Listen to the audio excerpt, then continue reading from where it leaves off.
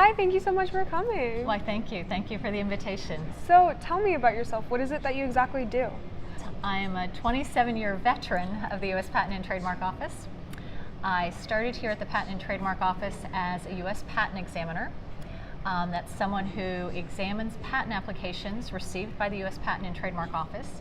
We review them for their technical accuracy and their compliance with the law in hopes of issuing a U.S. patent to a deserving inventor. My background was in physics. I started here right out of undergraduate school. And while I was here, I got my law degree, did legal policy work, and now I have the pleasure of working with young inventors like you. I work with inventors every day, helping them to navigate the process of getting a U.S. patent, helping them to understand the process, educating all walks of life as to the importance of intellectual property. That's really cool. So what moment or event inspired you to get into STEM? When I went to school, I was one of those undecided majors. There was just so many things that I liked to do that I really couldn't make the decision when I first went to school as to what was going to be my focus, what was going to be my passion. And it was only when I started taking some advanced science classes in my undergraduate studies that I realized that I had this desire to do science. I had a couple of really great teachers, which I think really helped to motivate me that physics was the thing that I was meant to do. Mm-hmm. And through their mentoring and through their guidance and helping me through some of the really complicated classes. But once you found that spark, once you found that thing that was interesting, every time you went back to it, I knew that was the one for me. What do you think has been your biggest accomplishment thus far in your field? Being able to work here at the U.S. Patent and Trademark Office with inventors and innovators from all walks of life is incredibly rewarding. I see inventors, people like Nancy Tedeschi, who invented what might seem like a very simple screw to fix your eyeglasses, who received a 7-figure licensing deal to sell her product. I've worked with people like Nancy, and then I've also worked with people here in the National Inventors Hall of Fame, truly the world's greatest inventors. It's just been so exciting. No 2 days are the same. I think my greatest reward or my greatest accomplishment has been being able to help inventors. I'd love to be an inventor myself, and I think I am an inventor. I just don't have a U.S. patent to document it, but I think all of us who are problem solvers are truly inventors. But here in my position with the U.S. Patent and Trademark Office, I've been able to work directly to help encourage new and young inventors, but also work with inventors across the spectrum to help them protect their ideas. That's amazing. So what do you think has been your biggest challenge thus far? Intellectual property is complicated.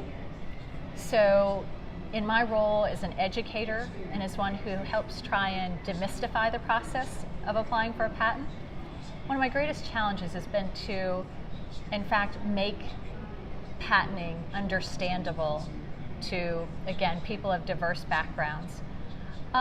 It's also been a challenge being a woman in the practice. I'm very, very fortunate that here at the U.S. Patent and Trademark Office, nearly 50% of our population is female. Mm-hmm. So I've never felt that here at my office, but I know for a lot of women, and certainly when I was in school, it wasn't always common to see a lot of other females in the physics department. And in fact, it's a credit to my school. I think my school was so excited to have a woman in the physics department that they really worked very hard to make my career a success. So I think it can be a challenge being a woman. I hope that's changing. One place where we'd really like to see that change, though, is the number of women who are receiving U.S. patents. Right now, statistics show that we think only about 18% of patents have women's name on them as an inventor. We'd like to see that number change, because I know women can be inventors. Yeah. I know they're successful as inventors. There's all kinds of publications that talk about the great things that girls and women have thought of. And I'd encourage the next generation of people in STEM to see themselves as inventors. So on a completely different track. Yes. What are some of your hobbies? What do you like to do outside of work? I love to collect things that are historic. But I love to collect things that are related to Washington, D.C., because I've been here ever since I went to college. And I love to collect patent office history. It may sound a little nerdy, but there used to be, when somebody filed a US patent application, they used to have to submit a working model. This took place from 1790 up until the late 1880s. So these little remarkable working models still exist. Kind of hard to find, but I'm passionate about collecting patent models. So I like the outdoors, again, gardening, exercise, reading, but then I also have my passion for history. That's really cool. So have you ever noticed gender disparity in your field, and if so, how have you dealt with that? So again, I've been very fortunate here at the USPTO to not see gender disparity. Because we do have a very positive workforce here. One way, though, we have tried to address it, if anyone ever did feel that way, is we have what are called affinity groups here at the U.S. Patent and Trademark Office. We have one that's called NEW, the Network of Executive Women, to provide support and encouragement for women getting into our executive level.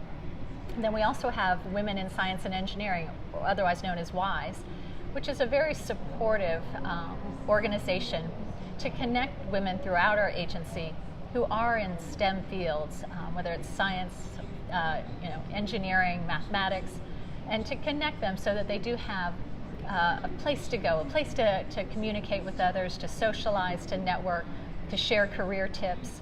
So I think that's been very successful for us here at the USPTO. That's good.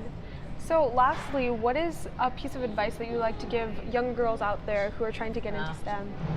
Great question, and thank you. I think my piece of advice would be a couple of things. One of which is to always be open to opportunity, because you never know when an opportunity might be coming your way. So don't be closed to opportunities, even if it seems like something that might not interest you or might be far afield from what you're thinking about doing or what you're currently doing, because you never know the connections or the networks that you might make in that opportunity. I guess I'd also say give 110%. I do think the more you give, the more you receive. And then I guess lastly, I would say pay it forward. We've all gotten to where we are because someone believed in us, somebody gave us an opportunity, or somebody gave us a leg up. So I think we really owe it to those who come behind us to do the same. So I think those would be my three strongest points. So I appreciate the opportunity to share those. That's great. Thank you so much for being here. Thank you. Okay.